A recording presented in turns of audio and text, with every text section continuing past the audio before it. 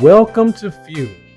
Fuel stands for Finance, Unity, Empowerment, Legacy. Join Dennis, Dr. Jackie, and Mac as they continue their riveting conversation on From Pillar to Post, breaking the chain of being financially illiterate, part two. Same company, but they didn't do it until then. Did we And they also need put a one? subway in, right? Then they put a Yep. subway outside, Subways are across the street, comes up at the, yes. right inside the store. Because I worked in construction back then, and I saw where they were putting subways and where they were putting those high rises.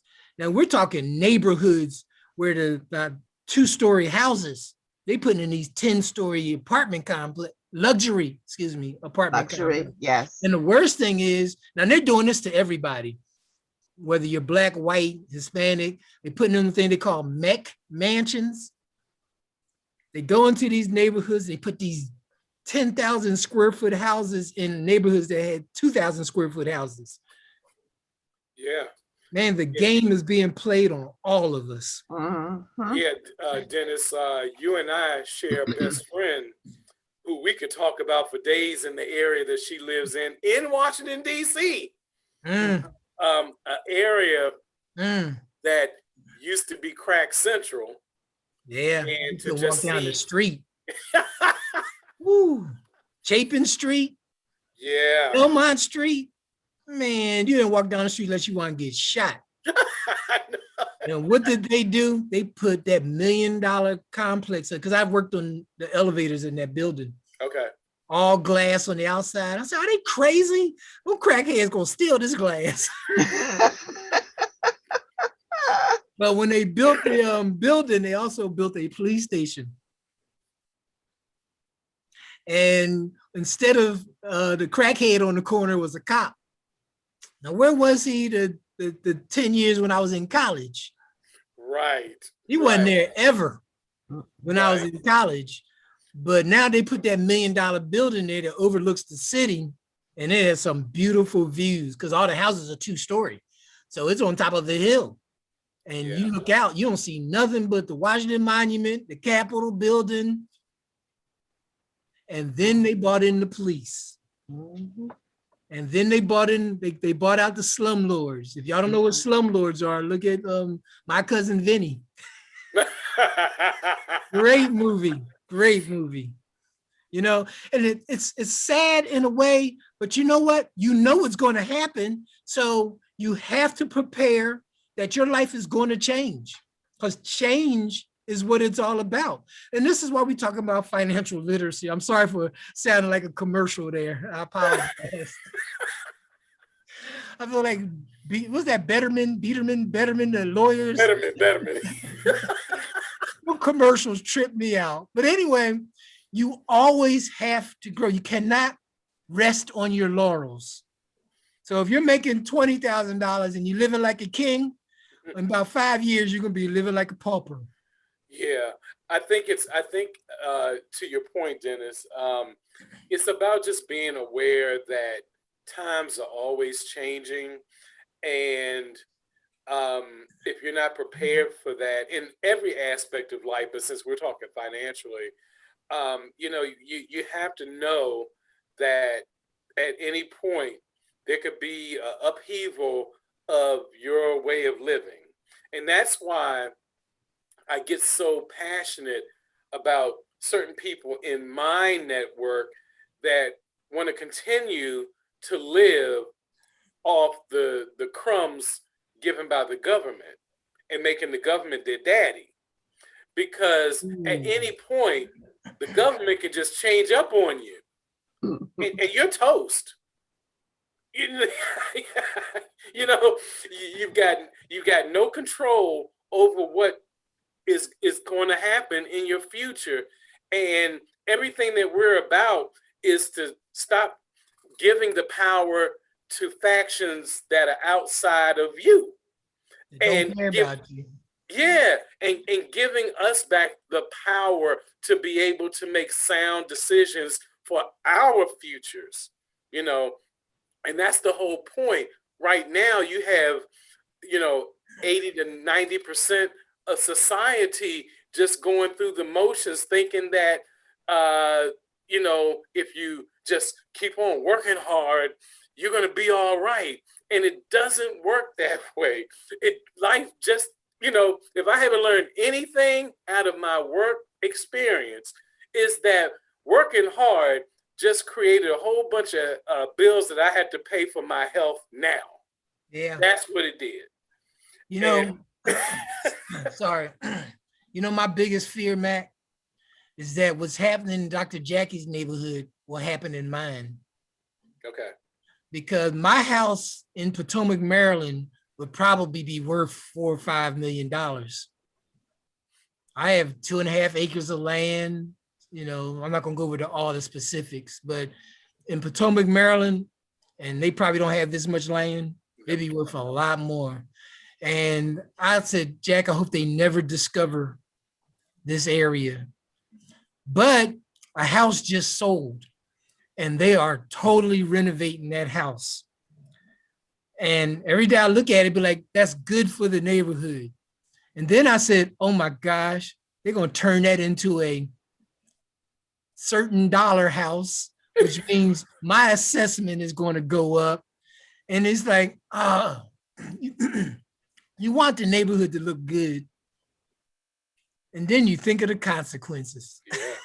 Yeah. They have discovered my neighborhood. And now when I talk to Dr. Jack, I said, don't ever sell your house. And when they call you, you double whatever they offer you. You say, I'll give it to you for double what you're asking, because I know what you're going to do. So now I'm sitting there looking at the same problem coming my way.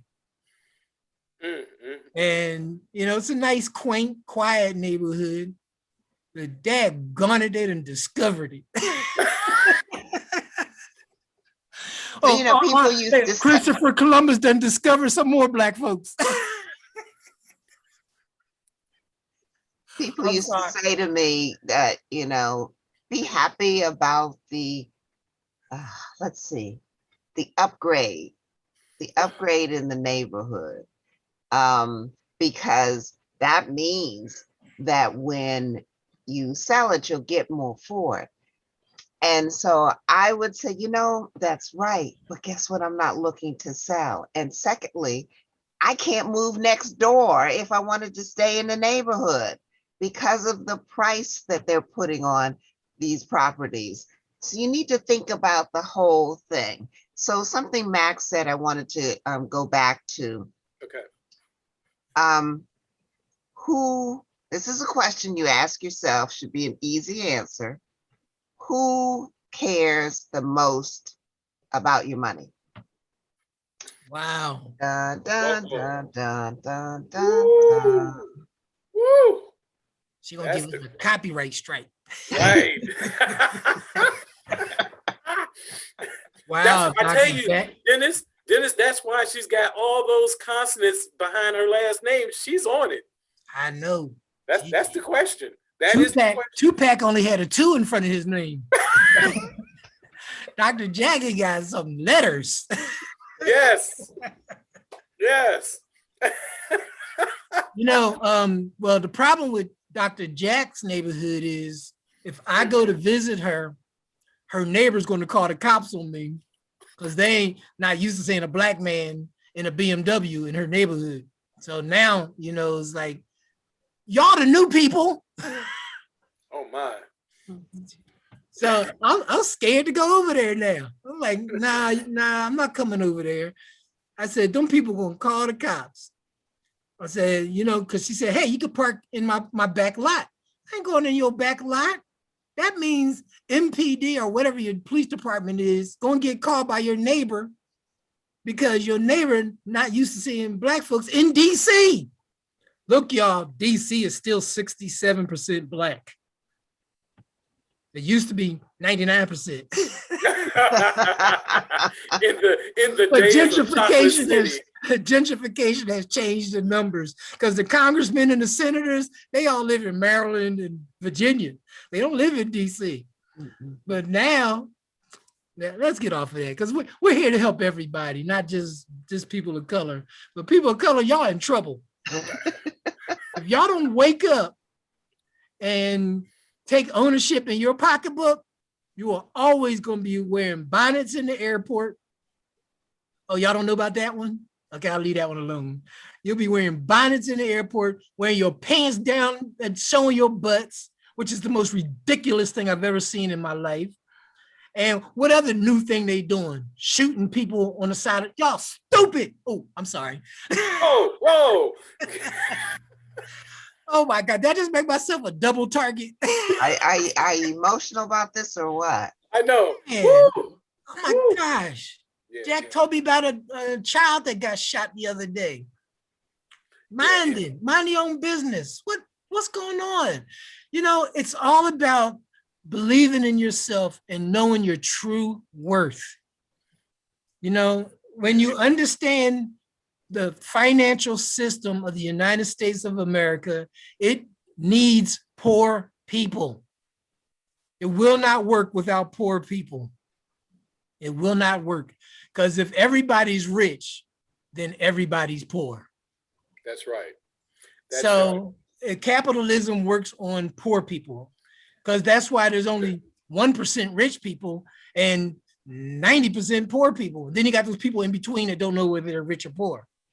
That's right. I mean, you can even relate that to something that we're passionate about these days in the cryptocurrency community, where, you know, now the government is starting to look and say, wait a minute, we got too many people that are actually making some real money. So we have to do something about this. Yeah, we got to break them down. Right. We got to slow them down. We got to put some legislation on this thing now. So that's, you know, to the point of what we were sharing earlier. It's like, you really got to be aware of the times, you know, instead of looking at 24 hours of Netflix, you need to get into like the financial and just the world news and just be aware of what's taking place, because there are nuggets of things going down that are reported and they're right in front of us, and we often get caught with our pants down because we were busy doing something else and not realizing that our world is shifting. And so we need to make sure that during that shift that we're good in every aspect, but of course we're talking financially, that we're in a good place. And that means sometimes we have to really be flexible about how we deal with money and how we feel about money, how we feel about everything that surrounds money, and just be aware that maybe the plan that you were working on 5 years ago may not be so advantageous to you now. So like my daughter says to me all the time, Dad, I got to find a job. And I said, well, wouldn't you want to be financially free instead? And then get a job just because you bored? She said, well, yeah, but how do you do that?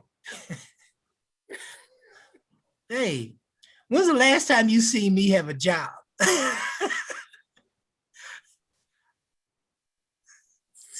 My goodness. My coworkers, when I was working, all they ever talked about was starting businesses and investing. That's all they talked about while we were at work. So I started listening to them and I started investing and trying to start businesses. You Absolutely. know, some of them have failed, but that's all they talked about.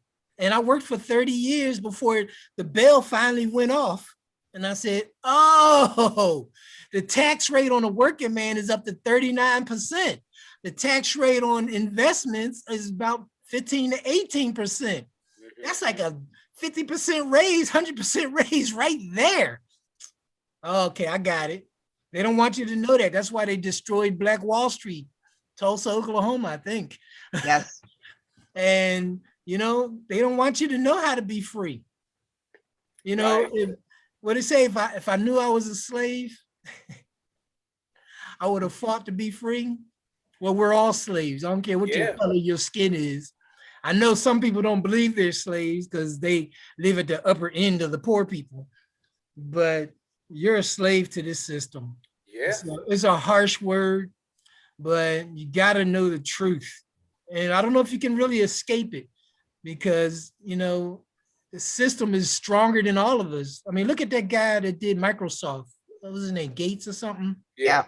His wife won't leave him. Look at that other guy, Bezos. That's His wife Bezos, will leave Bezos. him. Yeah. Oh my gosh, that's part of the system. It's all a part of the system. Which part we're not going to discuss, but financially it's called half. Right. And you know, even take it to another level. Elon Musk, every time he opens his mouth, there's a shift in everything that's going on. I wish he would just kind of just like Shut chill. up.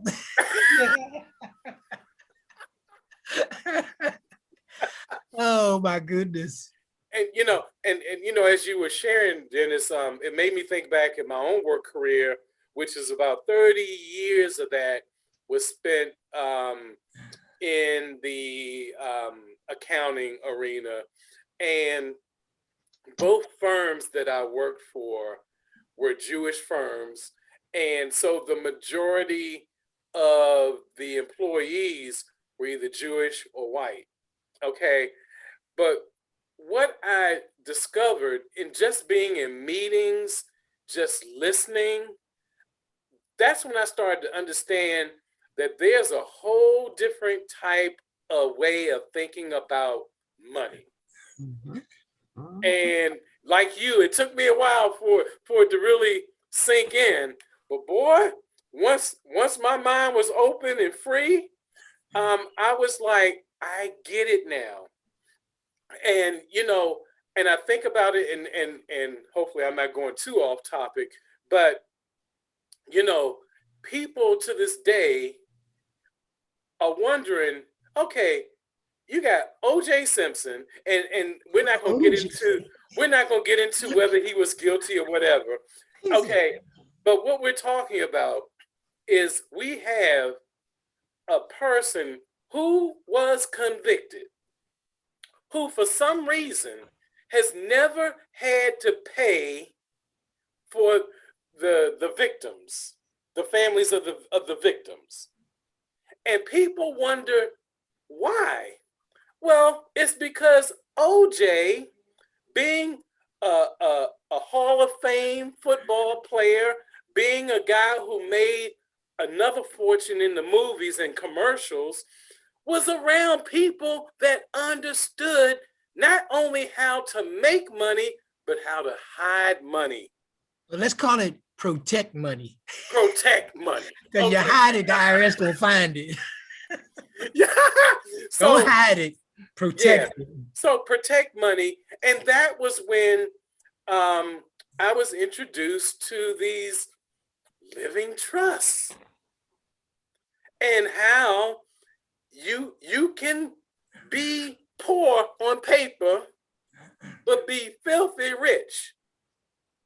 And so I'm just saying that you have to understand the way the world operates, the way, since we're in the US, the way the US operates, and then just figure out and make a plan on how you can best work legally within that system to protect your money for future generations. Wow. Okay, so, you know, you both have echoed a concept of being around people, listening to what those people are saying, yet it took you a while to understand it. That's called financial education, okay? You can get financial education that is to your advantage, or you can get financial education that will bring you down based on who you are around. So those of you who are tuning in are looking to enrich your lives and your knowledge base. When you see your most significant people around you, spending, spending, spending till it's all gone. You're being educated to do the same. Mm. When you see those people around you saving, saving, saving, investing, investing, building your own businesses, you are being educated, and you're going to follow that part of the education that you are around and understand. Okay. And so the guys were teasing me earlier about a term that I used, but I'm going to just talk about language in general and definitions of things. And education is not just in the books that you see behind me. As a matter of fact, they say, you want to keep it a secret, put it in a book. All right. But we also live, particularly in our culture, and as Dennis said, we're not just here for those who look like us, but because education is needed by everybody. But we are rich in oral history, all right? And we pass on a lot of information through that oral communication. And that goes right back to who you are around, what they're saying, what legacy are they giving you to carry on. So I want you, we talk about so many things, but at the essence and at the base is the mentality of financial education, the importance of financial literacy, the fact that you should care the most about your money, where it's coming from and what you do with it. And that it's not, you hear it once and you got it. Both of these gentlemen with me, very intelligent, but they both talked about how long they were in that environment before they really got it, how they watched it being modeled in the lives of others, which you can do for your children, but you got to get it first. Just because you are 30, 40, 50, whatever age you think you got it, doesn't mean you got it. You still working a job, you still paying those taxes, you still wondering, don't even care about interest. When I ask most of the people, the majority, 90%, what's the interest at your bank, at your what, at your this, they don't know. You just bought a car, interest rate, I don't know. House, I don't know. Okay, you need to know. They know their monthly payments though, don't they? They do. Yeah. They do. So this is why, Jack, what you're just talking about is why it's hard for me to get my daughter to understand finance. I understand money. And I talk to her almost every other day about the little things she can do to change her life. And she listened to me one time and actually paid off her credit cards and all that. And then 4 months later, she said, I don't know how my credit card got this high. And I'm like, baby, I just taught you how to, but teaching somebody and applying it is two different things. And I think that's what Mac and I had to go through. Well, I'll speak for myself. I let him speak for himself. Me, it was a transition from thinking I was rich because I made more money than most of my friends. When my friends were bragging, I was making 4 times more than them, but I never told them because, I went to school for engineering. And my engineering friends would brag to me all the time. And I'd be like, wow, that's a nice piece of change. I'd have to kill myself if I only made that much. Because I made way more because, I chased money, but I thought I was rich. And I did what rich people do, not what wealthy people do. I did what rich people do. And I started buying houses and cars and junk like that until I realized there's other words you got to learn. There's assets, depreciating assets, appreciating assets, investments, 401ks, mutual funds. All these words, you got to know. They're not hard words. They're just words. Words have power. Only if you use them right. My shield now, Dr. Jackie and Mac, is made of words. So in my 30-year trail, my coworkers were throwing words at me, but it wasn't until I started looking those words up and finding other people to explain how they connect. What's the correlation between interest rate and my bank account? I never applied the two thoughts together. What's the interest rate on my house? I don't know. I pay this much a month. What does mortgage mean? Oh my gosh. When you look up these words, and dictionaries are on your phone, so it's easy to look them up now, they'll find out that words have power, and you can put the power in your pocket if you so choose. Yeah, so to piggyback on that, we had similar experiences, Dennis, but I think my awakening came through the health or the declining health of my father, the introduction of the two of you in a different capacity as financial professionals, and the desperation that we have got to do things a different way. And those three things all came together to make me more aware that, to your point, words have power, and we need to understand what this wording means and how it affects our lives, and come up with strategies that will work to our benefit and not falling into the ditch, because most people are set up to fall into the ditch, man. I'm just going to say it, the way most people are living, they're going to fall into the ditch, and that's just not a good place to be. I've been there. I've been that low. I've never shied away from it. I went through bankruptcy. It was the most horrible experience of my life, but it was also the beginning of my understanding that if you keep doing things the same way, you are an idiot. Okay? So I'm going past fool. Fool, you're an idiot. Okay, because a fool just means that you are lacking knowledge. An idiot is just stupid. Okay. Wait, who's getting emotional now? I know.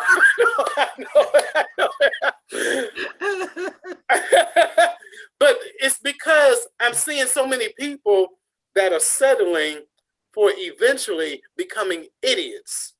Okay. And this thing is real out here. The system is not designed for us to win.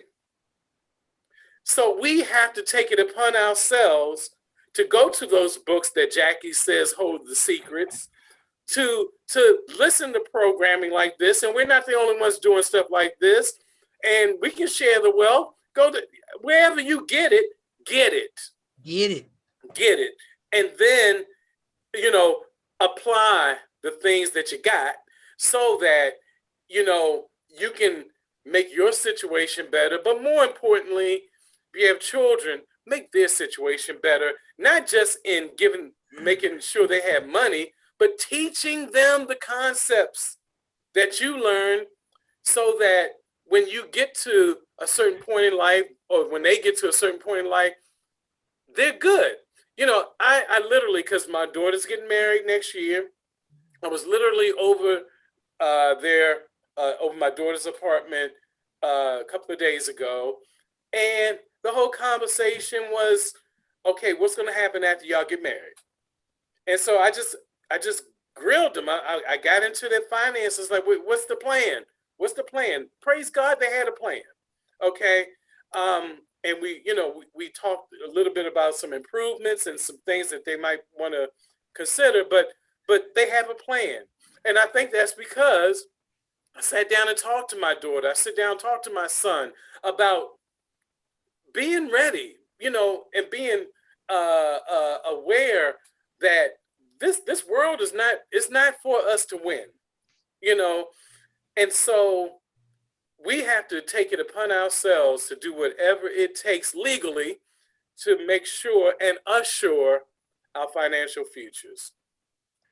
Okay, so a lot of times people hear the first part of your statement and rest. So I'm going to repeat it again. Max said, the system is not designed for us to win. And then you rest on, okay, so I'm not going to win, so I'm just doomed for this, and you settle. What you have to pay attention to is the but, which he said, the system is not designed, but. So my but is, but you can win, but you have to be an active agent in the winning process. When you start out for the race, if you decide that halfway is good enough, then that's as far as you're going to go. The system is not designed for you to go halfway either. The but is you can go all the way, but you have to put in the energy and the extra effort to get the last lap done. All right. I'm not saying that you might not be first, second, or third. I'm talking about you don't stop halfway. Stopping halfway means you're not educating yourself about your money, about your finances, about how you can leave a legacy for your children, about how these things impact your life and the lives of your family. The system can be beat. You can win, but you got to be active in that process. Wow. Yeah. I think we can wrap on that one. Yeah, that was good, Dr. Jack.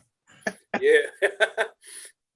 So, guys, on behalf of Dennis, Dr. Jackie, and myself, this has been another edition of Fuel. I was sitting down here thinking about how to title this, and all of a sudden, I just came up with it, Breaking the Chain of Financial Illiteracy. So that's what it's going to be. We love you guys. Make sure that you check us out on Facebook just by going to Fuel and seeing some of the other videos that we've done. We do this. We do this for the love of being able to help others reach their financial goals and to assure their financial futures. Great dealing with you guys today. We had a great time and a lot of laughs that people will never know about. Blooper reel. Yeah. All right, guys, signing off. Have a great day. Have a great rest of the week. To your success. Take care, everyone.